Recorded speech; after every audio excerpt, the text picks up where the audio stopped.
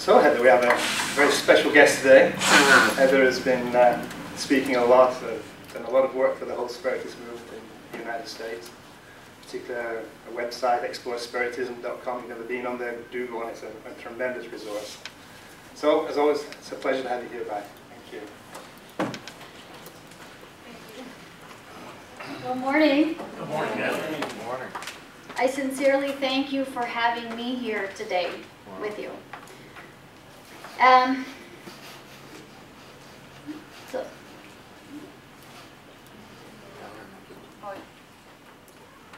I got it. okay. As you can see, we have a big topic today, but one that is so very relevant, right?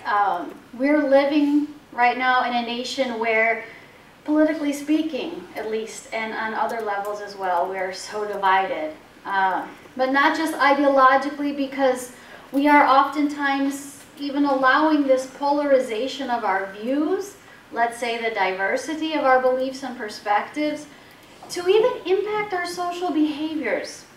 We have such little tolerance for different beliefs, viewpoints, and the people who hold them. In part, I think that's because of, we feel so strongly about what's at stake, and for better, for worse, there's a lot of feelings, emotions involved in that. But when we go so far as to fail to think critically or to have an open mind, then the consequences go beyond just our personal day-to-day relationships. And add to that the fact that our country is becoming more and more diverse every day. So as I said, our topic today is very relevant, and we want to develop here something meaningful to take away. So let's jump right in. As we're going to talk about promoting human equality, I'd like for us to give that some context, meaning what coincidentally makes us so very diverse. And then we can begin to talk about what it even means to be equal. And what about the world that we live in? It too is full of disparities across the general population. Is human equality even possible in this world? Well, these two camps, if you will, give us the context to discuss the kinds of inequalities that we find unjust. The reasons why human equality, the kinds of equalities we feel have a deserved place, are still lacking, and why it remains an ongoing effort to promote it. So we're going to start, as I said, with what makes us so different from one another, right? These is ways that we're different. We're going to see how some of them become an undeserved basis for what we consider unjust inequalities, and others actually factor into the causes of this phenomenon. So, we have, of course, things like these, ones that, in ignorance, when without labeling any of them as good or bad, we might put into a category of what we're born with. Things that we probably would hear people describe as, something that they have no choice in. With the Spiritist education, fortunately, as Spiritists, with the literature that we have and the information that we find in that literature, we learn about reincarnation. And we get a bigger perspective, reality being that this lifetime is just one among many. And chances are we did have input, if not a choice, when it comes to many of those aspects of our current incarnation. Nonetheless, they are all aspects that we came with. And I kind of compare this to the analogy of a roller coaster. So, if you're on a roller coaster in an amusement park and you're going down just that first big hill, if you blacked out and you didn't remember taking that first climb, you're still there, and you're there for the rest of the ride. There's not going to be anything different until you finish the ride, maybe spend some time in recovery, start to pick your next one, and get in line and wait, right? So a little bit like that, but we came with this. Now, to that I want to add upbringing. And even though upbringing is going to step a little into our environment as opposed to our direct beings, we'll see it there as well, these factors contribute so much during our formative years of childhood and youth that they become part of who we are as we go through life. And as we all know, the circumstances can vary greatly throughout our population.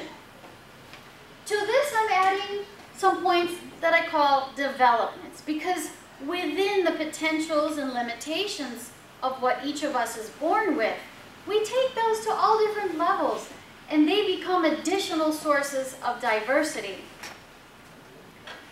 And finally, I have a set of factors that belong not to the physical being, but to the incarnating soul. So they come with the spirit, developed through past millennia incarnations, and then they're further shaped by the course of events in this lifetime. So from external circumstances to our own personal choices. They can also impact our perceptions regarding different forms of diversity in our own lives and the lives of others, and our behaviors in light of the same. Now, let's add the other side, that second dimension to this context, which is the world that we live in. And in this world, we have conditions across the board when it comes to promoting human equality. So, for example, there are different social conditions, such as human relations. And by this, I refer to the ways that we behave toward one another, the ways that our behaviors impact one another in our day-to-day lives, and the ways that I might treat one person versus how I treat another. And I'll include here the ways that groups of individuals treat other groups, from social acceptance and inclusion to political motives and other bases for decisions that might drive government policies, even global measures, and ultimately impact groups, whether indirectly or directly. Then we have civil rights, the liberties granted to individuals by human laws. And ethnic diversities as well introduce a whole number of cultural factors, including languages, beliefs, traditions, and so many factors of culture that we see in diversity around us. Now, on top of social conditions, we have socioeconomics. This is, of course, extremely intertwined with the social conditions, but I think it's worth calling out as a highly complex web in and of its own, because there's so many factors that contribute to any given person's economic situation, from the economic and financial conditions he or she was born into, to the kind of upbringing and education he or she had, to that person's own degree of personal drive, their inclinations, their own tendencies, likes, dislikes, and not to mention all kinds of matters concerning society's laws and spending decisions. Finally, to add one more bullet to this list, I will include history. Literally the development of our world through the actions of its past inhabitants, which, as we know, likely included some of ourselves. But they do encompass our cultural, political, spiritual, social, and material infrastructures. Our world, our nations, we as individuals are all undoubtedly shaped by the progression of events and their results since the beginning of civilization.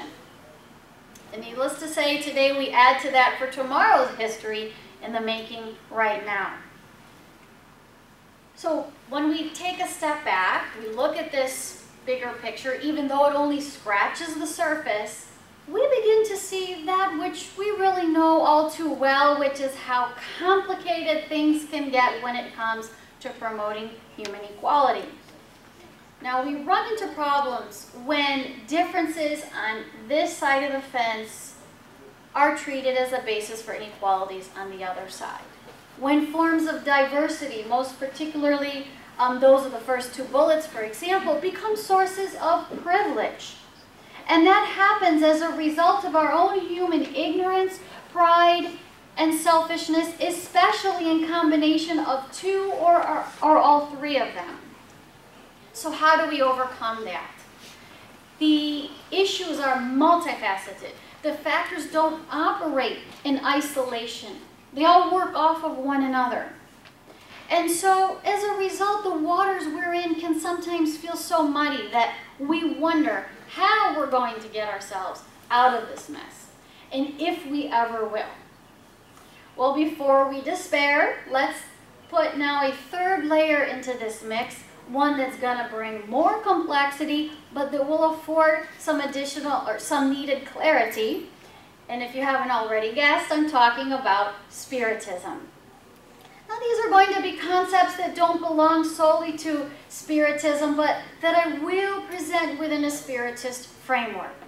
Okay, so first of all, the confirmation that before our Creator, we are all equal, meaning that as evolving human spirits, each of us begins to evolve from the same starting point, the same nature, the same simplicity and unawareness, the same blank pages ready to fill with the chapters as we now as individuals will choose to write them. And from that point on, even though we choose our own path, our destiny is the same, that of spiritual plenitude. So one day, we'll all be fully developed, intellectually and morally. So we'll enjoy complete knowledge and happiness. Seems hard to believe that we'll all be there, especially looking at this big picture, but we will get there. Which coincidentally brings me to my next point, which is that our world and its inhabitants are evolving. In fact, our worlds and their inhabitants are evolving. Imagine the spectrum if you consider that Earth, our planet, for all the diversity we see here, is just one planet and a limitless number throughout creation. But that's just how it works. And the material and spiritual laws of nature are designed with mechanics to promote progress all throughout creation. And with greater degrees of progress come greater purification and improved living conditions. However, it happens very gradually over what feels to us like a really long time. And so we get impatient. And when it gets truly hard to swallow all the bad things that we still see happening, hatred, violence, human inequality included, we may be tempted to think it's not getting any better. We might look around and think, is this it? These people, are they going to change? You might better ask, can I change? But this is happening. The change, the progressive change is happening, and we can recognize that when we step back and look at from a higher perspective. It's just that in our present perception and judgment, maybe experience of time, we do get impatient. Now that patience, though, might be the flip side of the coin that represents our desire to see things in a better state, right? To fight for what we believe in and to collaborate in working toward that goal. So on the other side of that is the inner drive that pushes us to all of that. And speaking of equality and inequality, we're not all driven in our world to the same degree to make things better, to improve our inner and outer worlds. Now, some around us leave us speechless, sometimes even driven emotionally to tears with their selfishness and compassion, while others are not even remotely thinking about the well-being of others. And we have everything in between, right? The whole gamut.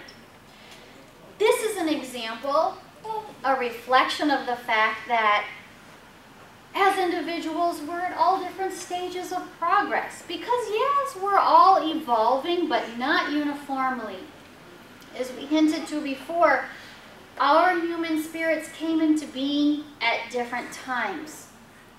And second of all, by using our free will, we've since chosen our own path and pace. And so we get an overlap of these two factors, which creates for a mix that gives us all kinds of variety in our human characters. But this mix helps us to develop our intellectual faculties, our artistic abilities, and even more importantly, our emotional intelligence, our qualities of the sentiment. So this knowledge acquirable through a deeper study of Spiritism leads us to better understand the differences like these that we find among us, and hopefully to actually value the diversity for the enrichment that it brings to our lives, our homes, our workplaces, our communities, and even to our personal growth. That said, hopefully the perspective also helps us to just, tolerate the diversity in some cases, and even when it comes to all of our ideological differences, to just deal with it sometimes without losing hope. But fortunately, those inspired with compassion often find in this motivation to reach out and help those who struggle with their present circumstances. And this awareness ultimately becomes a means of breaking down this unhealthy pride that comes from ignorance. Breaking down the unhealthy pride that comes from ignorance. In other words, believing that somehow our more advanced traits and capabilities become like an innate sense of superiority among us in those who possess them, which we know is simply not the case. Now, because of the individual progress of individuals that is afforded by reincarnation, we also get this kind of diversification. A multitude of incarnate lifetimes allows for a wide array of experiences, all of which help to develop the human soul. These experiences test us, teach us, and reform our moral character.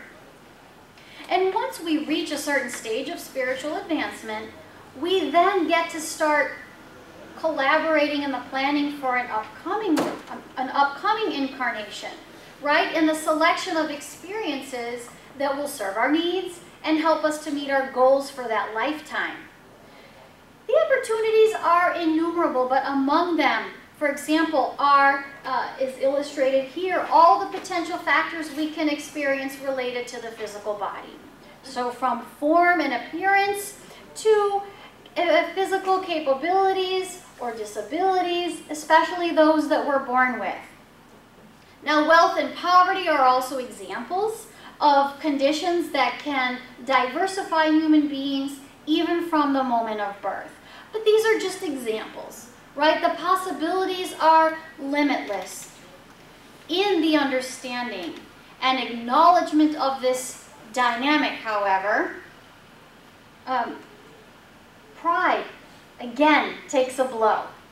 Because race, gender, the inheritance of wealth or poverty, sexuality, blood ties, physical abilities or disabilities, religion, none of these represent any source of superiority or have any place causing us to treat others differently in our society, okay? Notions and mindsets of supremacy have no place when if this time, for example, I was born with a body of one gender, tomorrow I may incarnate differently. If today I'm of one skin color, the next time I could very easily be of a different one. Only the soul itself can be more or less pure. Only the soul itself can be more or less advanced, right? With a greater or lesser degree of the knowledge and virtue that can only be acquired through experience and effort. Now, meanwhile, all of our souls start and end the same. So we're better off when we recognize this and when Rather than judge and chastise one another, we instead help each other. At minimum, we are at least kind to one another, knowing that in spite of all of our differences, we are all in this together. Inevitably, not only does pride gradually erode through this awakening, so does selfishness, which, as I mentioned before, combines with pride and ignorance to spawn inequality. In the Spirit's book, we're told that of all human imperfections, the most difficult to uproot is selfishness, because it's connected to the influence of matter, from which human beings, still so close to their spiritual origin, have not yet freed themselves. And that spirit, Fenelon, further proclaims to us, everything concurs to sustain the influence of selfishness in your world, your laws, your social institutions, and your education. But he adds, it will be weakened with the predominance of moral life over material life, especially with the understanding that Spiritism gives regarding your true state. And he explains it's the shock that humans experience from the selfishness of others that usually causes them to be selfish in turn, because they feel the need to put themselves on the defensive. And when you mention it, yeah, it makes sense, right? We know, we see this happening. Maybe we're even caught up in it. And friends, when that happens, what will we not do to meet our needs and our wants? From our fundamental material needs and extravagant or greedy desires to our most basic emotional needs of acceptance and security.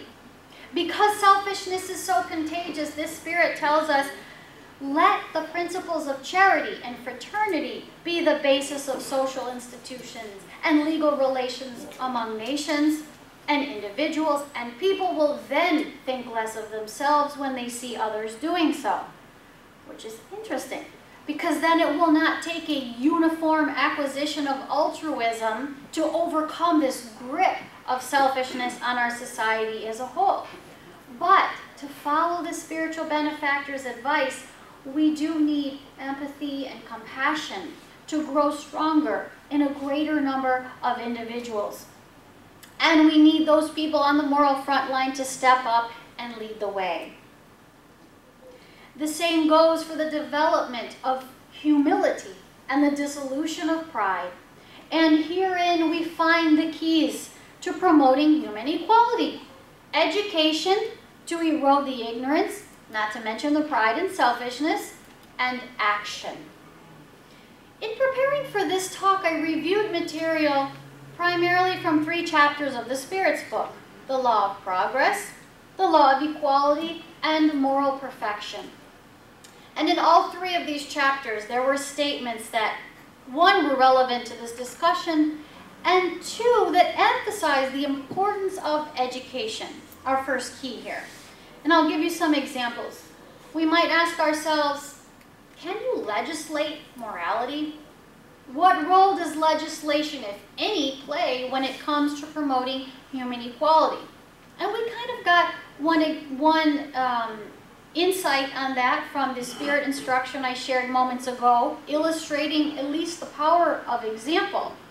But in the Spirit's book chapter, The Law of Progress, we read that laws are necessary to regulate society. However, under the influence of their passions, humans have often created rights and duties that are condemned by natural law. And therefore, human laws and codes change as humans progress in their understanding of true justice. Now, likewise, we're reminded there that while harsh laws are necessary to regulate society, they ultimately serve to punish, whereas only education can reform humankind. And humankind's subsequent reformation of its laws will occur naturally through the impulse of circumstances and the influence of moral persons who guide them. Sound familiar? Education and action. Under a different Spirit's book topic, Law of Equality, we find where the Spirits were asked about the permanence, or not, of social inequalities. And they said, look, Don't you see inequalities disappearing little by little every day?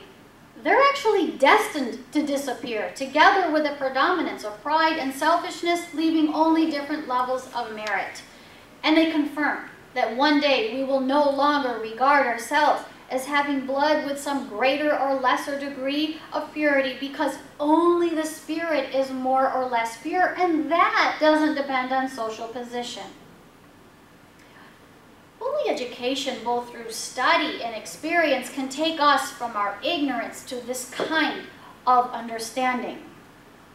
Then, in the Spirit's book, chapter Moral Perfection, Kardec himself emphasizes this takeaway in his commentary on 1 Q&A, where he states that when it is rightly understood, education will be the key to moral progress.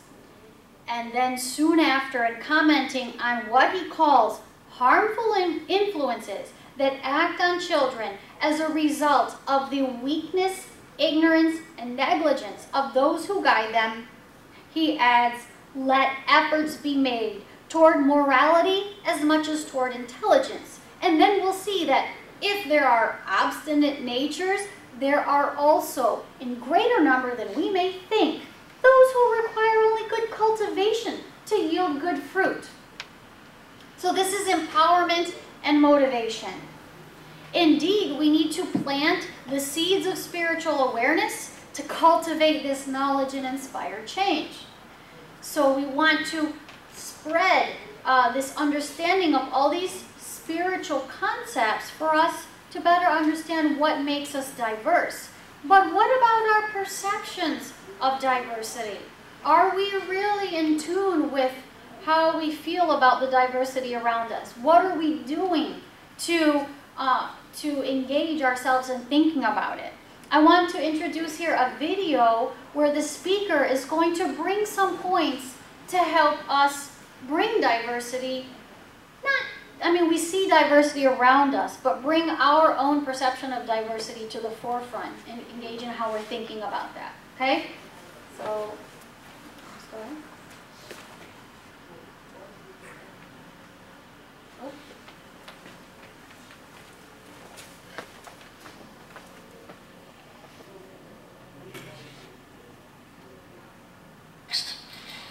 The word diversity is a complicated word, and it actually represents how you view the world through your own lens.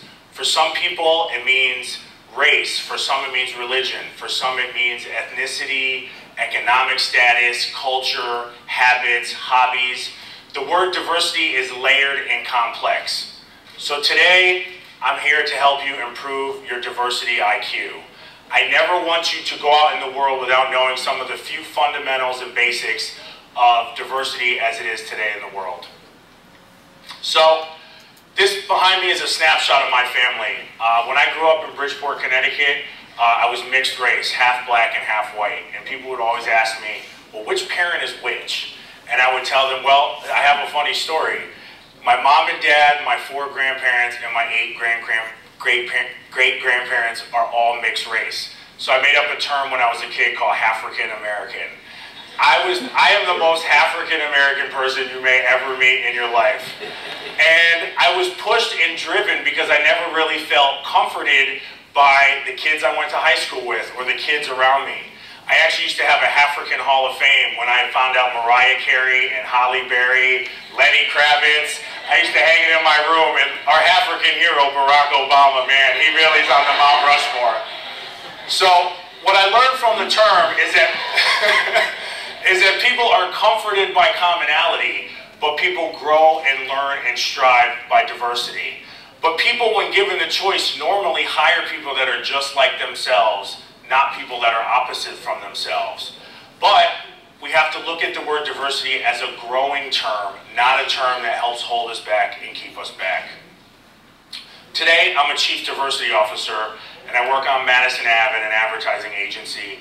And when I work with each of our offices, I look at them and say, how can we recreate the cultural diversity of America within our supply chain? How can I recreate the cultural diversity of America within each of our talent hires? So That's what I do on a day-to-day basis, and it only serves me right because I've really been learning diversity since I was a child. So today, 9 steps that you can quickly use and memorize to improve your diversity IQ. These are everyday things that anyone can do on their own. A perfect score will be 9. I know what you're thinking. 9 things is a lot of things to remember, but they're the first 9 letters of the alphabet, A through I, and secondly, if you want to be a genius, you have to have an IQ of 160 plus, so I think you could remember 9 things. So let's get started from the top. A, awareness. Everyone in here needs to be aware that diversity is taking over. It's more topical than ever. 50% of every baby born in America is multicultural. Over 100 million millennials are in the United States of America, and they represent the most diverse generation yet. B, be yourself. There is only one you. So you need to express yourself and feel comfortable with all the attributes that you have. If you want to have tatted up sleeves, if you want to wear footy pajamas to work, if you have short hair and don't care, regardless of what you're bringing to the table, you need to have 100% of you. Bring your whole self to work, to your community, and to your school. Next up, check your bias. There's a website online that was created by a professor from Harvard, UVA, and Washington. It's called projectimplicit.com. What you can do is you can go online and they show you 90 different categories that you can start with. And in the privacy of your own home on your computer, you can check your unconscious bias. Some people have biases against accents, skin color, religion connotations. So what you do is they throw a photo on the screen and then they give you 2 words to relate to that photo, and how quickly you hit the button determines if you have an unconscious bias. The good news is that we can change our biases, but we can't do that unless we know what they are in advance. The next thing I want everyone to do is look inside and go online to either 23andme.com or Ancestry.com and check your DNA. You can order a DNA kit, take a swab, it's a prepaid envelope, mail it back, you get an email that tells you your family lineage for 50,000 years. It breaks down your maternal side and your paternal side. I found out that I have 694th cousins that have been emailing me, and I'm 2% Neanderthal, so who would have known? E, eat out more. I want everyone here to make a commitment to go to a new restaurant in a cultural neighborhood and try new foods. This is a way to get all your senses involved. Taste new spices, listen to the music, talk to the waiter or waitresses in the restaurant to find out new things about the culture. You can go to Korean food, Egyptian food, Ethiopian food, sushi. Make the effort to go 1 extra mile to try new things. F, focus on women issues. While women represent 50% of America's population, globally they're considered some of the most underused resources that we have here on the planet Earth. Fortune 1000 companies, only 10% have a woman CEO. And they don't all have a woman on their board of directors. It's very important that we look around and empower the women and females that are in our area and raise them up and encourage them to lean in. GLAAD. GLAAD matters. GLAAD is an advocacy group that focuses on LGBT issues. The first transgender model was on the cover of Time. Orange is the New Black has really brought the transgender issue to the forefront.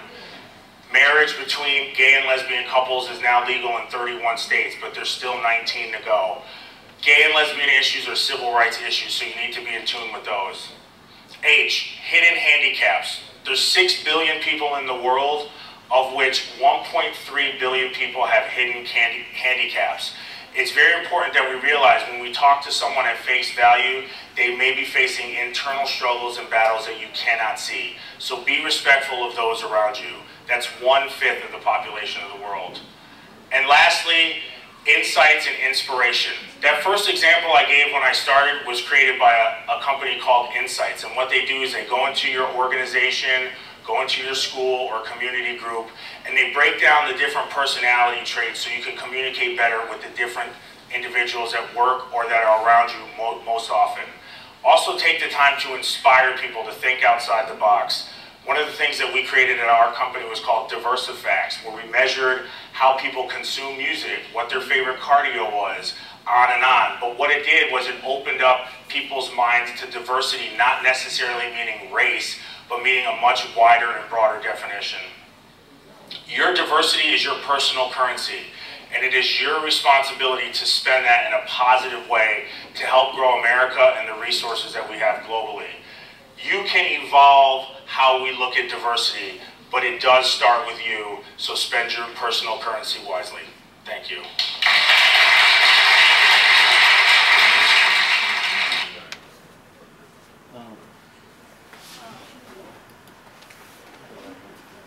Marcel, can you bring me that?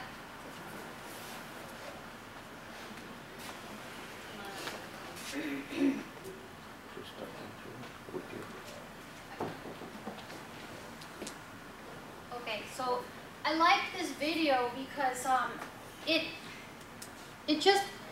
it helps us, all the changes that we want to see, right, it has to begin from the individuals. It has to start somewhere. Things don't happen around us, they happen through us. So it helps us first to take this spiritual awareness that we get from Spiritism, and then, like the title is called, improve our diversity IQ, improve our own awareness and how we are engaging with diversity. But then, you know, it's not enough to just contemplate all these things. We actually have to do something about it. And that's where that other key of promoting human equality comes in, where I talked about action. Okay? We have to be the change. So when our minds expand through nourishing ideas, our hearts open and will drive us to action if we allow it. Therefore, if we believe in equality, then we must be mindful of how we treat one another. We have to recognize the power of language and take care in how we speak to and about one another. And then we can foster human equality in relationships, and we can lead by example in times and places where it's lacking. In our places of work, for example, in our organizations and other institutions, maybe even in our own homes, perhaps in our Spiritist groups. Promoting equality in society is also a call to action in our communities. Fortunately, in a democracy like our own, history has shown that when public outcry screams loud enough for change, it can and will happen. Just remember what I mentioned earlier, that it happens gradually, okay, step by step. Moral progress on a societal level happens, though, when people speak up as advocates for themselves and for one another, trying to promote the ideas that they have already ingrained, okay? Now, just as it is with other humanitarian and civil causes, people have to get involved in a public way, whether in small, intimate, large, or very public circles. Some will speak up to educate, appealing to both logic and sentiment. And no way around it. We need morally inspired individuals involved as leaders within our political infrastructure, using their voices and votes to influence laws that govern organizations and institutions, as well as policies and decisions that determine how our shared financial resources will be invested. If we're not feeling the call to public office, that's okay, but let's use the power of our vote to support those who will stand up and drive the changes that we long to see. Because after all, it's easy to say that people should be treated equally or be given equal opportunity. But remember that familiar expression, the devil's in the details. And when it comes to promoting human equality, or human equality in general, whether in healthcare, wages, civil rights, education, environmental protection, and the list goes on. Nothing here is binary, and there are always, on an ongoing basis, difficult decisions that society has to make. They have complex contributors and consequences. So we really need to be thinking about this on a continuous basis in some way. But in the end, it's ironic, right? I mean, thinking about promoting human equality when, in reality, by nature, as evolving human spirits, we are all unique individuals. By design, we're not even at a uniform stage of advancement. But such circumstances are going to warrant an environment that offers all kinds of experiences for the incarnating soul. And these experiences should afford variety in terms of the roles we take in our society, in our communities, in our homes. All these roles need to be dignified and honored. These experiences and roles should not represent an array of points along a scale from discrimination to privilege according to some purely fabricated sources of inferiority or superiority. Unfortunately, in Spiritist principles and studies, we find the philosophical and empirical puzzle pieces to bring together this picture and take us to this kind of perspective. We find a basis on which to see one another as equal before a just creator and inspiration to take a stand for human equality among mankind. And we find reasons behind otherwise inexplicable human diversities, and with that, the means for the eradication of pride and selfishness, as well as the social injustices stemming from prejudice and discrimination. So truth be told, to promote human equality is in reality to promote the widespread understanding and respect for the fact that we are all equally human. And we deserve to be treated as such. And yes, as time progresses, we will continue to walk toward that future reality. But time alone does not bring change. People bring change. People, spirits, human spirits who over time progress and evolve, likewise bring progressive change. So how can we promote human equality? By embracing the spiritual diversity and moral duty of evolving souls with a common origin and a shared destiny. Thank you all so much. God bless and have a beautiful day. I want to ask at this time if there are any questions or comments. We normally open up in this moment for anybody here that wants to say anything, ask anything. Now's your time. An amazing talk, I think. It really, it's very timely in this day and age we're living in. Yes. But it's so easy to get bogged down in the negatives, and there is so much positive out there. Yes. I mean, even yesterday, the example of the wedding in England. I'm not saying this because I'm born in England. Yes, you but are. seeing that diversity, seeing Yes. the royal blood family, which years ago that would stirring never have been things up. accepted. It's just an example of the way society is moving forward. And we need to focus on the positive things. Exactly. Exactly. Not get bogged down in the frustration, because then we paralyze. You're right. The question I was going to ask is, when are you going to stand for mayor or kind of, I'd like to vote for you anyway, so you don't want to get into politics. I prefer to disseminate spiritism. Yes. Yeah, great talk. One thing that strikes me is that Jesus also promoted equality and diversity, right? With all the different kinds of disciples, the inclusion of women in every stories. So, I think that's a point that I think we should Very make. good point. I mean, he was our prime example, right there, helping everyone and everyone, no discrimination, love for everyone. Thank you. Yes. I just call my attention that you mentioned how to change through action. You mentioned about being politics of voting, but I see another dimension. That's to be on non-profit organizations, right? Like this one, and I just want to share an example. I'm fighting for 8 years against construction that would destroy a port in my city, a historical port.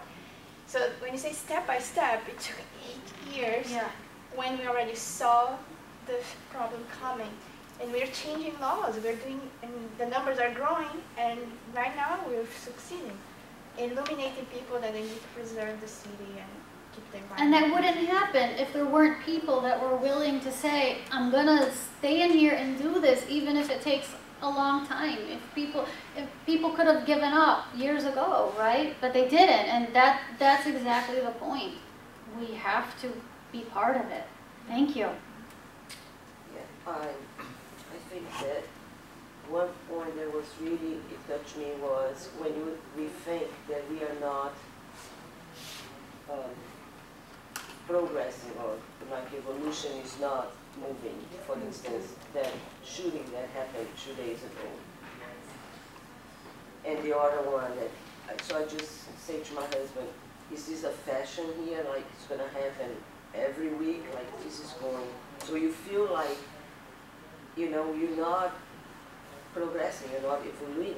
But back to the order, the main one, in where he killed 50, almost 60 people. I remember that, okay, one person shoot all these people, but and 54 or 7, something died. But I also saw 3,000 others helping, protecting, and What trying comes to out of one that? another. So at that moment I said, my God, this is huge in a fatality, but humankind still exists. So Yeah. it's just like, yeah, sometimes when you see, it looks like we are not moving or growing, but yeah, you have to rethink. And like we said yesterday was another example of, I think, spiritual progress. Thank you. Yeah. I mean, it's happened in the moment. It can be very frustrating, but when you think the creation of our world, and then civilization, and then we're like, Yeah, I'm just trying to learn that when you see these horrible things, to always try to make sense or get an explanation or another positive thing. Otherwise, we are going to feel like that forever. and that's where coming, just as an example, but just coming to the Spiritus Center Right. and kind of like breathe and open our mind and Exactly. pray together. Like today for the diversity, it really made me think about something that I day by day don't think. Good. Good. That's why we're doing Excellent. it. Thank you. So any more questions? I have one question. Thank you again. Oh, Oh, no more. No more. oh. No, she was like screaming. I was like, Oh, yeah. okay. Thank you again, Heather. Thanks.